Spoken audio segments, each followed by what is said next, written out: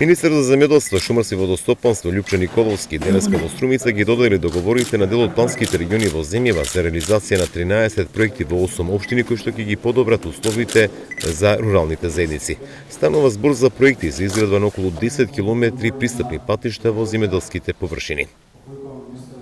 Се одобрени проекти од 5 плански региони, тоа се 13 проекти, од Вардарскиот, Североисточен, Југоисточен, Пелагонискиот, односно одобрени се апликации во вкупно 8 општини, Струмица, Белес, Демиркапија, Росонка, Паланка, Бургас и Битол. Како што кажав, 13 проекти за изградба на 9230 метри, односно околу 10 километри пристапни патишта до земјоделските површини.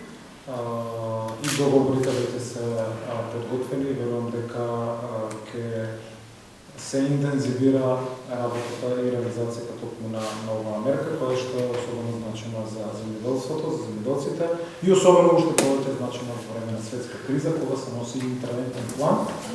Во југоистокот преку Центарот за развој на југоисточниот плански регион ќе се градат полски патишта во општините Струмици и Богданци. Градоначалникот на Струмица Костадин Костадинов кажа дека врската со министерството треба да се јакне. Струмица, како што беше најавено, до сега пример како се подготвува проекти, а за тоа говори самата реализација на полските патишта.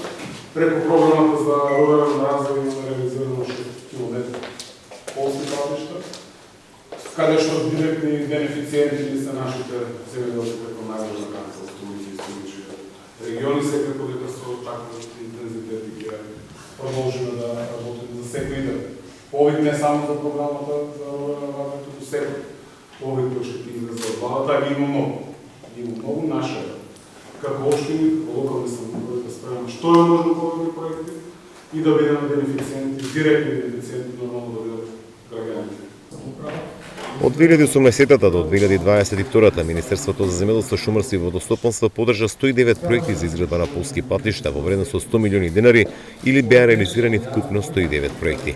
Како што потенцираше Николовски, тој упати апел до општините да спремаат документи за реконструкција или тампонирање на полски патишта и да бидат подготвени за јавниот повик идната година.